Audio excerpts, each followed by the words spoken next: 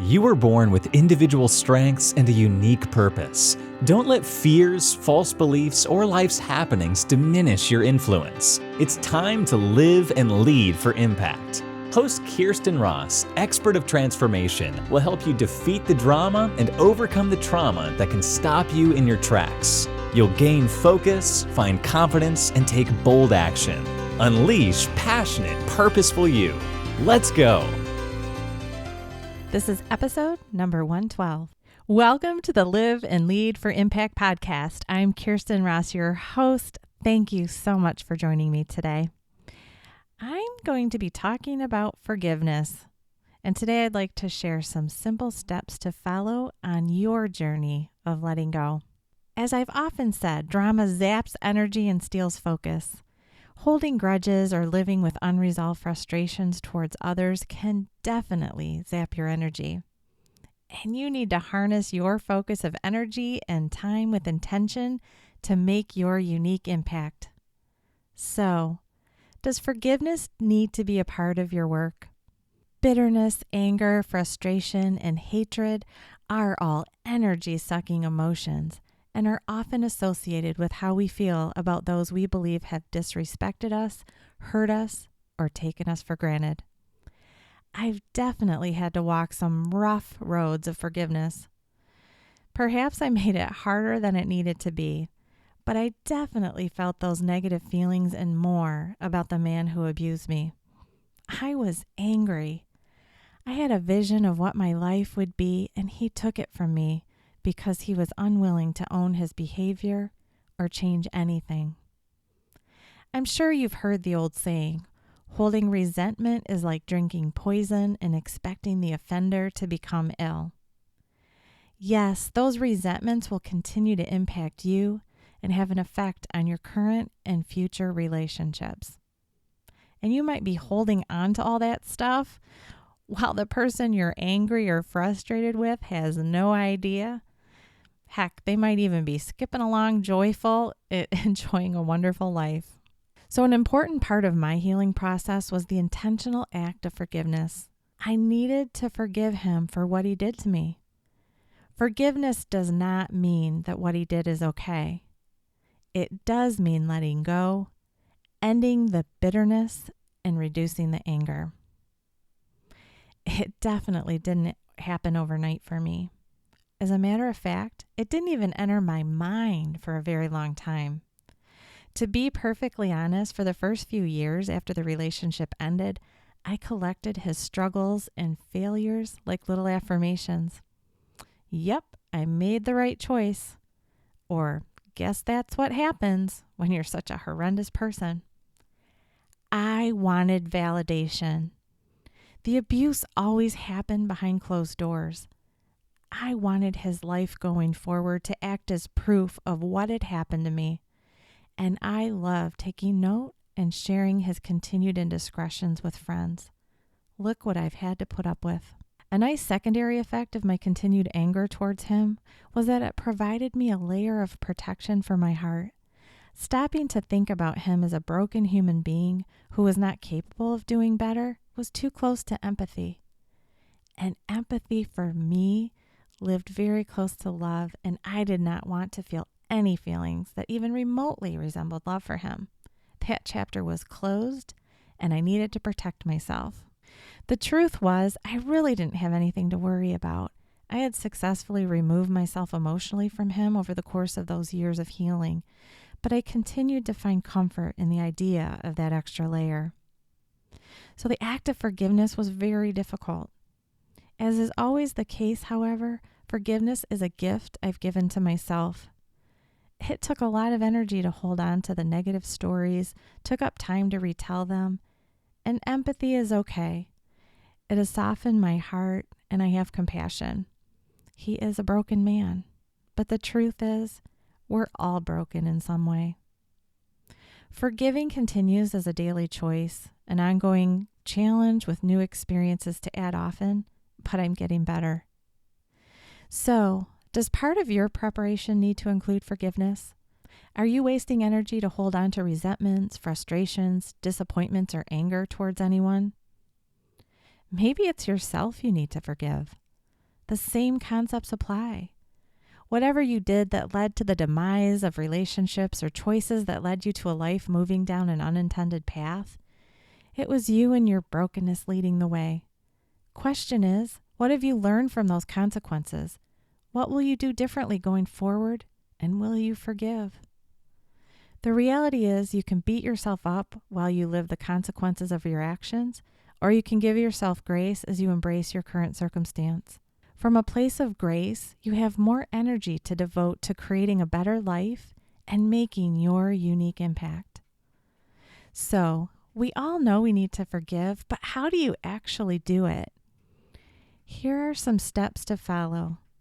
The steps are simple, but the process can be very challenging.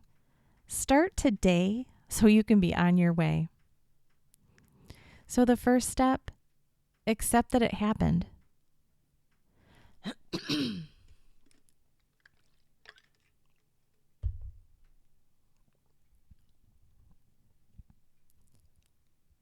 After an event and while we're very angry, we spend a lot of time thinking about all the ways the situation could have been different. Why didn't he do that? This should have happened instead. If that was going to happen, he should have done this. It takes a lot of mental energy to think of all the alternatives, outcomes that would have been better, the paths he or she could have followed, but didn't. With each new preferred scenario, the anger increases. It is part of the grieving process, but at some point you have to embrace what happened. Those other things could have happened, but they didn't. She could have made a different decision, but she didn't. It is what it is. Considering the alternatives does you no good because you can't rewrite history. Accept what is so. Avoid wasting energy on wishing it were different. Harness that energy and move forward from there. Number 2, hear the other side. There are always two sides to a story and, at times, wildly different perspectives. It can be challenging, but if given the opportunity, truly listen. Try not to interrupt. Make an attempt to see the situation from another's point of view. You don't need to take on blame if they try to inaccurately reassign it, but do listen for nuggets of wisdom or a new perspective that makes sense. Sometimes hearing can increase understanding. Is there a way to find common ground or work through the challenge together? Can shifting your perspective heal the hurt a bit? Is there validity to any part of what they share? 3, be appreciative. Can you be thankful that you found out when you did? What did you learn? How will you do things differently in the future? Did you gain a new friend or strengthen a relationship? Does the action validate a decision you made in the past? You can find something positive in every circumstance. Place your focus there. It will help. 4, see the good. Can you still see the value in the person? Try to separate the good they bring from the bad thing they did. Weighing the pros and cons will also help you determine whether you'll leave them in your life or release them. 5, find empathy. Chances are high that the person who created the hurt is a hurt person. How does their brokenness negatively impact their life? Being empathetic doesn't excuse the bad behavior, it just provides a reason. Empathy can help you find a softer place to put this experience. 6, express your feelings. It can be difficult to share our hurts with the offender. If you're able and they are willing, it's a great exercise in healing. Do consider how they might respond and set your expectations accordingly, though. If they have difficulty admitting fault, don't set an expectation of hearing an "I'm sorry." You'll just feel disappointed. Instead, create a goal of being heard. If you worry that they may be combative, have another person there as mediator or choose to write a letter instead.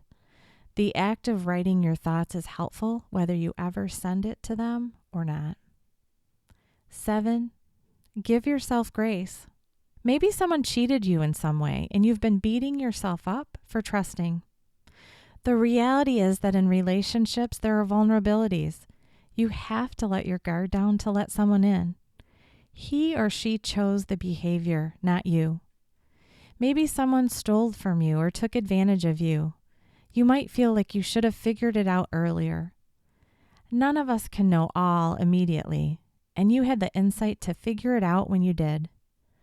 So you didn't realize it as soon as you would have liked, tolerated behavior longer than you should, overlooked red flags that should have signaled the transgression. That doesn't make the infraction your fault. When people harm you, take advantage of you, lie, cheat, or steal, the bad choices are theirs to own. Beating yourself up about not anticipating the wrong does you no good. Part of forgiveness, whether you've played a part or not, will always include an element of forgiving yourself for any blame you assign yourself. Getting over the hurt and moving on must include placing blame where it belongs and giving yourself grace. Now, it is definitely helpful to determine whether there are lessons to be learned for you from the experience. And the answer is probably. Take those with appreciation and let go of the rest. 8, design the relationship moving forward. Depending on the offense and circumstance, this person may or may not be out of your life. If you intend to maintain the relationship or must, get clear about any new parameters, rules, or boundaries. Forgiveness doesn't require that you continue with status quo. Healthy boundaries created and kept keep us safe. Determine what you need to feel safe and whole in the relationship. It might mean the person is out of your life altogether or that you limit time with them. Maybe you'll ask for space for a period or avoid direct communication. Perhaps you need additional access to rebuild trust.